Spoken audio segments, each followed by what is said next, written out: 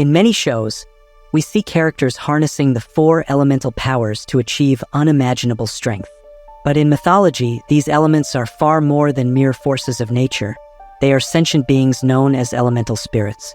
But did you know that there's a hidden element said to be the center of these four elementals, binding the four together and considered as the source of immortality? Stay tuned as I unveil you this mysterious fifth element. But first, let's dive into the fascinating world of gnomes, sylphs, undines, and salamanders.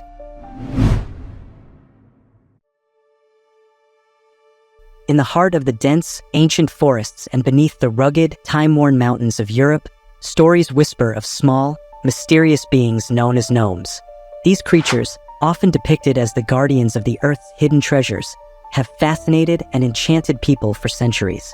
The legend of gnomes can be traced back to the rich tapestry of European folklore, particularly prevalent in Germanic and Scandinavian traditions. These diminutive beings were believed to be earth spirits, responsible for the underground realms and the riches they held. The word gnome itself is thought to derive from the Greek word meaning knowledge or intelligence, reflecting the gnome's reputation as wise and ancient beings. In the early tales, gnomes were often described as small, bearded men, standing no taller than a child, dressed in simple, earthy clothes that helped them blend seamlessly with their natural surroundings. They were skilled craftsmen, miners, and guardians of precious minerals and gems, living in hidden underground layers filled with glittering treasures. Imagine a deep, dark forest where the roots of ancient trees twist and curl like the fingers of the earth. Beneath this forest lies a network of secret tunnels and hidden chambers, the domain of the gnomes. These creatures are not just hoarders of wealth, they are its protectors. They ensure that the treasures of the earth are not easily found or exploited by humans, keeping the balance between nature and mankind. According to legend, gnomes possess a profound understanding of the earth's secrets. They know where to find the richest veins of gold, the purest crystals, and the rarest gemstones. They work tirelessly, mining and crafting, always staying out of sight. To encounter a gnome is considered a rare and fortunate event, often bringing good luck and prosperity to those who respect their wisdom and generosity. The renowned 16th century alchemist and physician Paracelsus played a significant role in popularizing the concept of gnomes as elemental spirits. Alongside undines, water spirits, sylphs, air spirits, and salamanders, fire spirits, he saw them as vital parts of the natural world, each responsible for maintaining the balance of their respective element. According to Paracelsus, gnomes were not mere mythological figures, but real beings that existed just beyond the perception of ordinary humans. As we journey through the centuries, the image of the gnome evolves but remains deeply rooted in folklore and literature. In many stories, gnomes are portrayed as benevolent beings, helping humans in times of need. They might assist with difficult tasks, offer protection, or share their vast knowledge of the earth's secrets. However, they could also be mischievous and elusive, leading those who sought their treasures on wild chases through the forest. One of the most enduring depictions of gnomes in modern literature comes from J.R.R. Tolkien's Middle-earth, where he drew inspiration from mythological creatures to create his own fantastical races. While Tolkien's dwarves are not gnomes, they share many characteristics with the traditional gnome archetype: skilled craftsmanship, a deep connection to the earth, and a penchant for hoarding treasures. In contemporary times, gnomes have found a place in popular culture, often depicted as whimsical garden ornaments. These garden gnomes, with their pointy hats and cheerful expressions, bring a touch of magic to backyards around the world. Though far removed from their mythological roots, these modern representations still carry the essence of the gnome's connection to nature and the earth. In the whispers of the wind and the rustle of leaves, there are tales of mystical beings known as sylphs. These enchanting spirits of air have fluttered through the pages of mythology and folklore for centuries, captivating the hearts and minds of those who listen to their stories. The concept of sylphs finds its roots in the rich traditions of European folklore, particularly in Germanic and Celtic cultures. These ethereal beings were believed to inhabit the air, controlling the breezes and storms that swept across the land. According to Paracelsus, sylphs were light, airy beings, often invisible to human eyes but occasionally seen as delicate, winged figures gliding gracefully through the sky. In his writings, Paracelsus depicted sylphs as beings of pure air, able to move through their element with the same ease that humans walk on land. They were considered the closest of the elementals to humans, as they moved through the air we breathe and shared the space of our everyday lives. Sylphs were thought to be guardians of the atmosphere, influencing the weather and the winds. Imagine a tranquil meadow at dawn, where the first light of day begins to illuminate the world. In the gentle morning breeze, the presence of sylphs can almost be felt. Graceful figures with translucent wings, flitting through the air like butterflies. These spirits are said to be as elusive as the wind itself, appearing as shimmering forms that dissolve into the ether as quickly as they are seen. Sylphs are known for their ethereal beauty and their connection to the sky. They are the artists of the air, painting the clouds with their delicate touch and orchestrating the dance of leaves and petals in the wind. Their presence is a reminder of the unseen forces that shape our world, the invisible currents that carry seeds, rain, and whispers across great distances. Throughout history, sylphs have inspired a wealth of stories, poems, and artistic depictions. In many tales, they are portrayed as benevolent beings, guiding lost travelers with a gentle breeze or bringing comfort on a stifling summer day. Their ethereal nature and connection to the sky have made them symbols of freedom, intuition, and the ever-changing nature of life. Aside from the fire elemental salamander, which we will discuss later, sylphs are perhaps the most popular elementals in modern literature. You can often find them in books, TV shows, anime, and manga. In these stories, sylphs frequently serve as companions to the main character or play significant roles as important characters in the narrative. One of the most famous literary references to sylphs is found in Alexander Pope's The Rape of the Lock, a satirical poem in which sylphs play the role of protectors and overseers of the heroine, Belinda. Pope's sylphs are whimsical and delicate, reflecting the playful and light-hearted qualities often associated with these spirits. Beyond their mythological and literary representations, sylphs hold a special place in spiritual and esoteric traditions. They are seen as symbols of the intellect and the mind, representing clarity, insight, and the power of thought. In various forms of magic and ritual, invoking the spirit of the sylph is believed to bring inspiration, creativity, and a heightened sense of awareness. Sylphs are also associated with the breath of life, the vital force that animates all living beings. In practices such as meditation and yoga, focusing on the breath is a way to connect with the element of air and, by extension, the sylphs. This connection is thought to bring about a sense of peace, balance, and harmony. Sylphs, as the elemental spirits of air, embody the freedom and fluidity of the wind, encouraging us to embrace change and to soar to new heights in our own lives. Their stories invite us to listen to the whispers of the breeze, to find inspiration in the clouds, and to honor the unseen forces that shape our world. If you enjoy this type of content, consider subscribing. It's free and you can unsubscribe later. In the flickering glow of a campfire or the blazing heart of a roaring forge, ancient legends speak of mysterious beings known as salamanders. These elemental spirits of fire have captivated the imaginations of people across cultures and centuries. The myth of the salamander dates back to antiquity, with roots in both European and Middle Eastern traditions. Unlike the modern amphibian that shares its name, the mythological salamander is a creature of fire. Its origins can be traced to the writings of ancient philosophers and naturalists who observed salamanders emerging unharmed from logs thrown into fires, a phenomenon that likely inspired their association with flames. Imagine a dark, enchanted forest where the night is illuminated by a crackling bonfire. Within the heart of these flames, unseen to most, resides the salamander. These beings are often depicted as slender, lizard-like creatures, their bodies glowing with an inner fire. They are the elemental spirits of fire, embodying the transformative and purifying power of this primal force. In many cultures, fire is seen as a symbol of transformation, destruction, and rebirth. Salamanders, as the guardians of fire, are believed to possess the ability to control and manipulate flames. They can ignite fires with a mere thought, walk through blazing infernos unscathed, and use their fiery breath to forge weapons or heal wounds. Their presence is both feared and revered, for fire is a force that can both create and destroy. Just like the previous elemental spirits, Paracelsus played a crucial role in shaping our understanding of salamanders as elemental beings. He described salamanders as long, narrow, and lean creatures, able to move through flames as effortlessly as humans move through air. Paracelsus viewed these elemental beings not as spirits in the traditional sense, but as entities existing between physical creatures and spirits. They were thought to lack immortal souls, a trait they could only gain through marriage to a human, which we will discuss after this one.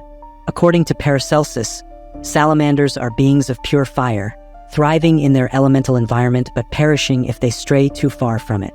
Salamanders play a crucial role in maintaining the balance of the fire element in nature. They infuse life with the spiritual fires necessary to sustain all organic and inorganic matter, acting as the agents that control the spiritual material oscillation within every atom. Their presence is essential for the existence of life, from the smallest spark to the most intense flames, ensuring the continuation of the life force within all things. Without them, fire could not exist. They are often depicted in medieval lore as resembling lizards, glowing with an inner fire, or as small fiery balls that dart across fields and homes. In more elaborate accounts, they are described as towering, flaming giants draped in fiery robes, embodying the very essence of fire. In one particularly vivid tale, the salamander is said to have been born in the heart of the sun and sent to Earth to teach humans the secrets of fire. This myth highlights the salamander's role as a bearer of knowledge and a bridge between the mortal world and the divine. In alchemical traditions, salamanders held a significant place. Alchemists, who sought to transform base metals into gold and discover the elixir of life, believed that salamanders possessed the secret to controlling and mastering fire. The Rosicrucians, a mystical secret society, claimed to have the ability to see and interact with elemental beings, including salamanders. They believed that through specific rituals and preparations, they could summon these fire spirits and harness their power. This belief in the tangible presence of elementals underscored the mystical and esoteric dimensions of alchemical practices. In ritual magic, salamanders are often called upon to assist with purification and protection. Their fiery nature is believed to burn away negative energies and obstacles, leaving a path clear for new beginnings. To connect with the spirit of the salamander is to embrace the power of fire within oneself, its warmth, its light, and its ability to transform. In various spiritual practices, invoking the spirit of the salamander is believed to bring about change, renewal, and the burning away of the old to make way for the new. Imagine the tranquil surface of a moonlit lake, the gentle babbling of a forest stream, or the rhythmic crashing of ocean waves. Within these aquatic realms dwell the mysterious and captivating beings known as Undines. The legend of Undines finds its roots in European folklore, particularly in the traditions of Germanic and Celtic cultures. These ethereal beings are closely associated with water, embodying its fluidity, beauty, and mysterious nature. The term Undine derives from the Latin word unda, meaning wave, highlighting their intrinsic connection to all bodies of water. Paracelsus described them as graceful, often invisible entities that reside in rivers, lakes, oceans, and waterfalls, and as crucial components of the natural world's balance. Paracelsus' writings brought a new dimension to the myth of Undines, portraying them not merely as mythical creatures but as essential guardians of their element. According to Paracelsus, Undines are beings of pure water, thriving in their aquatic habitats but unable to survive outside of them. Picture a secluded woodland pool, its waters clear and still, reflecting the emerald canopy above. In the soft murmur of the water, one might sense the presence of Undines. These beings are often depicted as beautiful, ethereal women with flowing hair, their bodies shimmering with an otherworldly light. They are the spirit of the water made manifest, guardians of its purity and protectors of its secrets. Undines are not merely passive inhabitants of their aquatic realms. They are its vigilant guardians. They are said to have the power to influence the flow of water, summon rain, and create storms. In many legends, Undines act as protectors of the waters they inhabit, ensuring that they remain unspoiled and in balance. Those who disrespect or pollute their domains often face the Undines' wrath, encountering misfortune or even being drawn into the depths. The allure of Undines has inspired countless stories and works of art throughout history.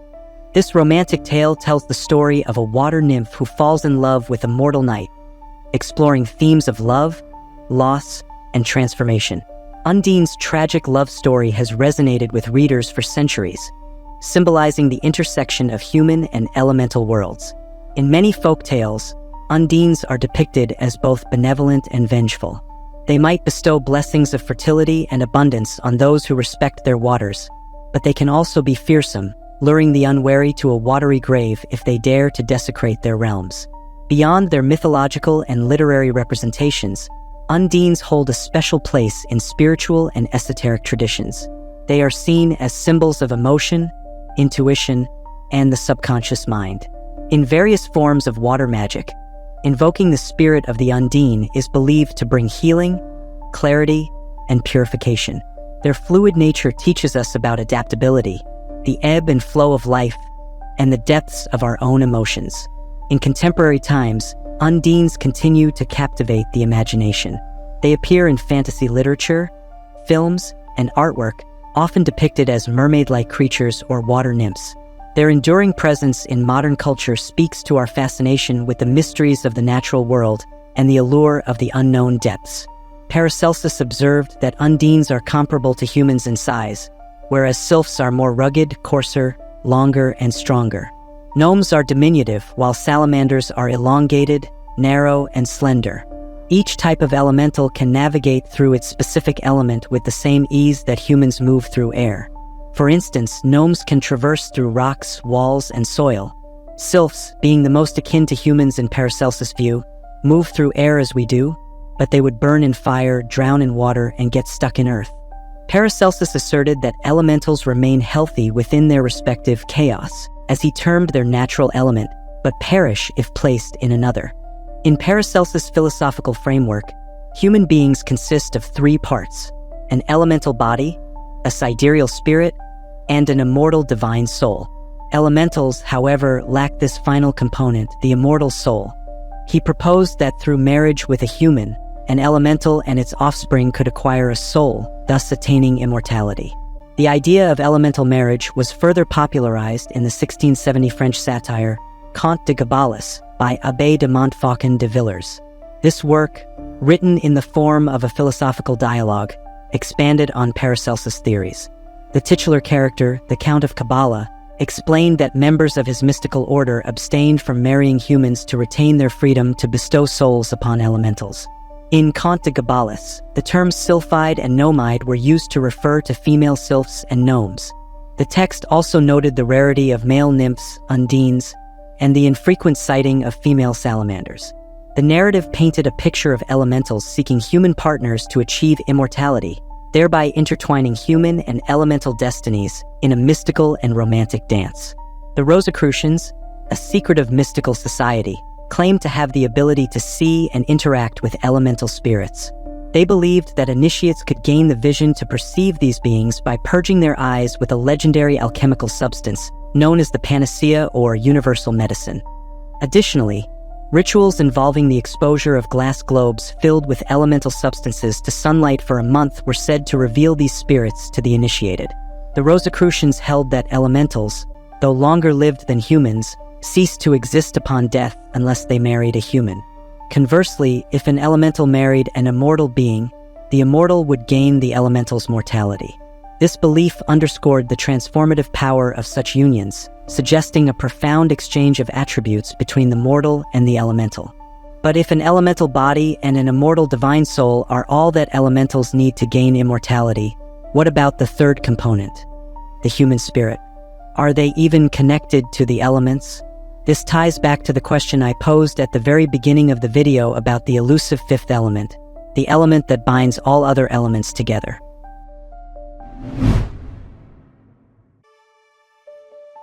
In the realm of mythology and ancient philosophy, the four classical elements, air, water, earth, and fire, are often cited as the fundamental building blocks of nature. However, many traditions also speak of a mysterious fifth element, one that transcends the physical and touches the divine. This elusive fifth element is known by various names across different cultures and philosophies, but it commonly represents a unifying force or the essence of life itself. In Western alchemical traditions, the fifth element is often referred to as the quintessence. The term derives from the Latin quinta essentia, meaning fifth essence. Alchemists believed that this quintessence was the purest form of matter, an ethereal substance that permeates all things and binds the other four elements together. The pursuit of this quintessence was seen as a quest for spiritual enlightenment and the philosopher's stone, a legendary substance capable of turning base metals into gold and granting immortality. While in ancient Greek philosophy, the fifth element was known as ether, also spelled ether.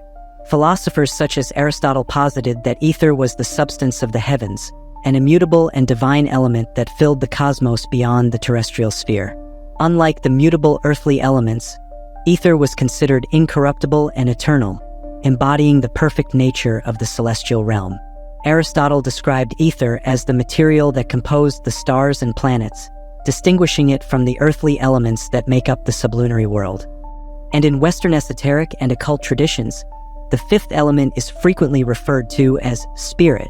This representation of the fifth element is likely one that many of us are familiar with. This element is seen as the animating force that breathes life into the physical world. Spirit represents the intangible and immortal aspect of existence, often associated with the soul and the divine spark within each individual. In the practice of ritual magic, invoking the element of spirit is believed to connect practitioners with higher planes of reality and the spiritual dimension of life. Throughout various mythologies, the fifth element is portrayed as a bridge between the mundane and the sacred. It is the ethereal substance that grants life, binds the universe together, and transcends the limitations of the physical world.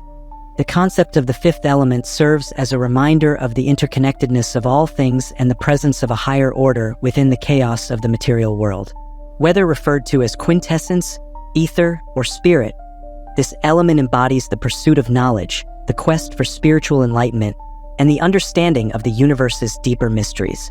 It invites us to look beyond the tangible and to seek the divine essence that unites and sustains all of existence. But when you think about the four elemental spirits, they resemble mythical creatures like naiads, dwarves, or even fairies. Fortunately, I have a video that delves into the different races in mythology. Click the video on the left to watch it. For insights into the most powerful versions of these races, click the video on the right. If you enjoyed this video, please leave a like, subscribe, and hit the notification bell so you don't miss out on future uploads.